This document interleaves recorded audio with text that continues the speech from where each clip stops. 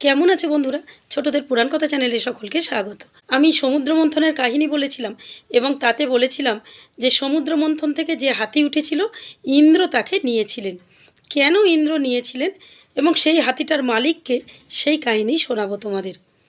বন্ধুরা, আমার আরও একটি ভিডিওতে আমি বলেছিলাম যে দেবরাজ ইন্দ্রের ঐরাবতের মাথা কেটে গণেশের মাথায় বসিয়ে দেওয়া হয়েছিল।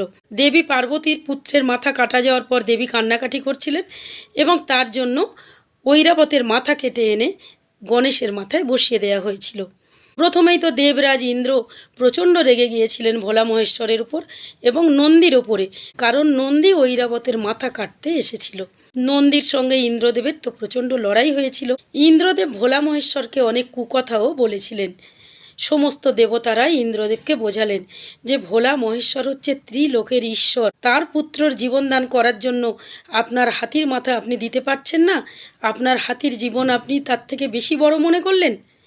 এ কথা শুনে দেবরাজ ইন্দ্র খুব লজ্জিত হয়েছিলেন। তিনি ভোলা মহেশ্বরের কাছে এলেন, এসে বললেন, আমার ভুল হয়েছে, আপনি আমাকে ক্ষমা করুন। ভোলা মহেশ্বর ইন্দ্রদেবকে ক্ষমা করলেন। ইন্দ্রদেবের ওপর ভোলা মহেশ্বরের খুব করুণাও হলো, কারণ ইন্দ্রের প্রিয় হাতি ছিল ঐরাবত। তিনি ইন্দ্রকে বললেন যে আপনার মুন্ডু কাটা হাতির দেহটি সমুদ্রের জলে নিক্ষেপ করুন, সমুদ্রের তলায়ও দীর্ঘদিন থাকুক, তারপর যখন সমুদ্র মন্থন হবে তখন ও সমুদ্রের তলা থেকে উঠবে এবং প্রাণ ফিরে পাবে এবং আপনার হাতি আপনি ফিরে পাবেন। সেই জন্য বন্ধুরা, যখন দেবতা এবং অসুরেরা মিলে সমুদ্র মন্থন করেছিল এবং সমুদ্র মন্থন থেকে ঐরাবত উঠেছিল, তখন ইন্দ্রদেব তাকে নিয়েছিলেন। কোনো দেবতারা কিন্তু তাতে বাধা দেননি, কারণ সবাই জানতেন এই হাতির মালিক হলেন ইন্দ্রদেব।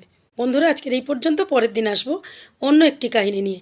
আর আজকের কাহিনী কেমন লাগলো তোমরা লাইক কমেন্টস করে দিও, এবং যারা এখনও আমার চ্যানেলটিকে সাবস্ক্রাইব করোনি তারা আমার চ্যানেলটিকে সাবস্ক্রাইব করে দিও। যেসব বন্ধুরা আমার চ্যানেলটিকে ফলো করোনি তারা আমার চ্যানেলটিকে ফলো করে